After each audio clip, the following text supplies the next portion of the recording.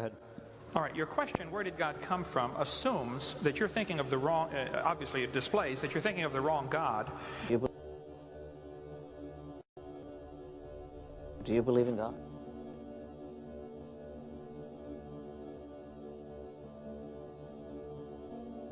Believe should be irrelevant. Creator? Yeah, so the more I look at the universe, just the less convinced I am. Yeah, so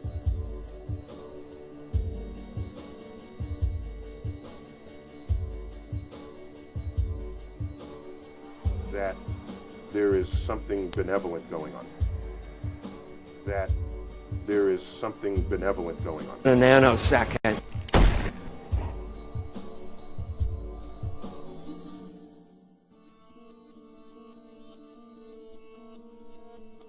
Yeah, so In a nanosecond. if your concept of a creator is someone who's all powerful and all good, that's not an uncommon pairing of powers that you might describe to a creator. 10 words. In the beginning, there's time. God created the heaven, there's space, and the earth, there's matter.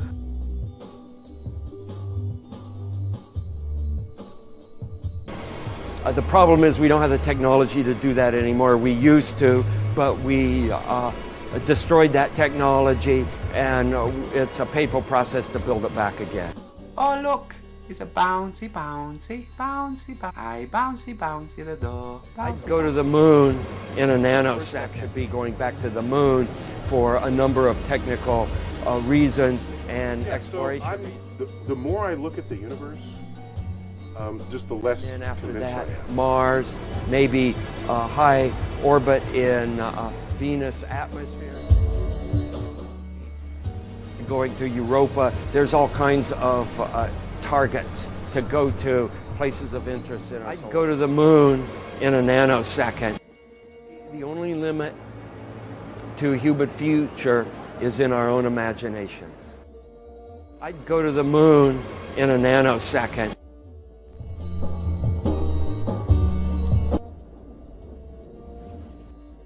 All powerful and all good. And I look at disasters that afflict Earth and life on Earth.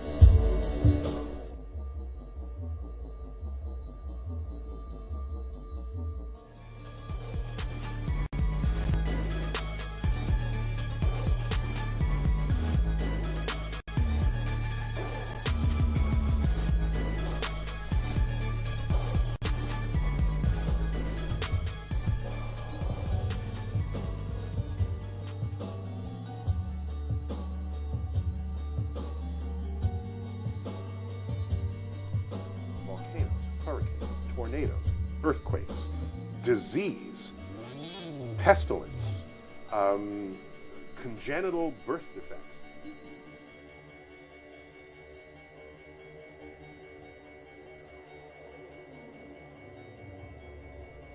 Look at this list of ways that life is made miserable on Earth by natural causes.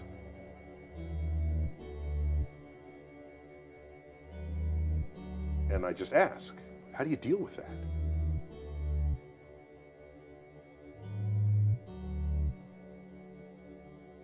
So and the concept that a spiritual force cannot have any effect on a material body, well then I guess you'd have to explain to me things like emotions and love and hatred and envy and jealousy and rationality. So philosophers rose up and said, if there is a God, God is either not all powerful or not all good.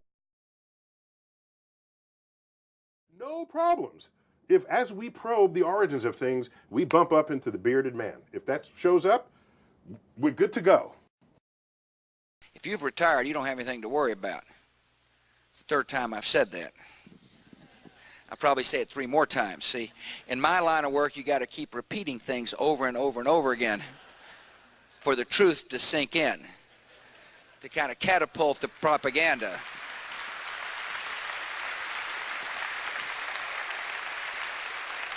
Okay? Not a problem. There's just no God who evidence created of it. them has to be outside of them. If he's limited by time, he's not God. This is why religions are called faiths. Because you believe something in the absence of evidence. That's what it is. That's why it's called faith. Otherwise, we would call all religions evidence. But we don't, for exactly that reason. So I'm given what everyone describes to be the properties that would be expressed by an all-powerful being.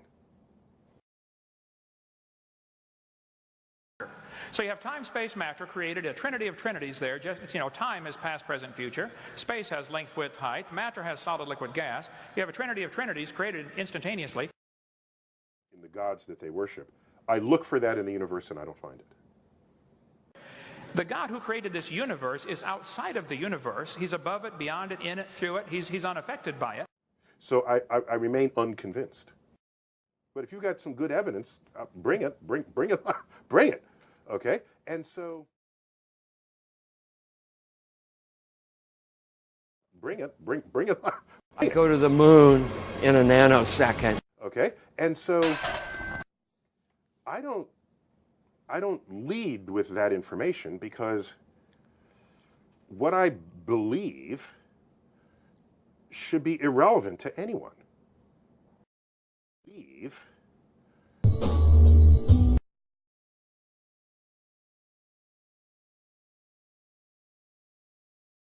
Believe should be irrelevant to anyone. Time, space, and matter is what we call a continuum. All of them have to come into existence.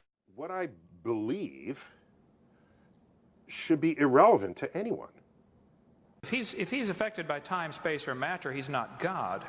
Time, space, and matter is what we call a continuum. All of them have to come into existence at the same instant. It's not about me. It's about the real world. Because if there were matter but no space, where would you put it? If there were matter and space but no time, when would you put it? You cannot have time, space, or matter independently. They have to come into existence simultaneously. Any ill effects from the Van Allen radiation belts? No. Now, I'm not sure we went far enough out to encounter the Van Allen radiation belt. Maybe we did. So that's the God that I worship. Thank you. Your question, where did God come from, is assuming a limited God. And that's your problem. The God that I worship is not limited by time, space, or matter. If I could fit the infinite God in my 3-pound brain, he would not be worth worshiping, that's for certain. The guy who created this computer is not in the computer. He's not running around in there changing the numbers on the screen, okay?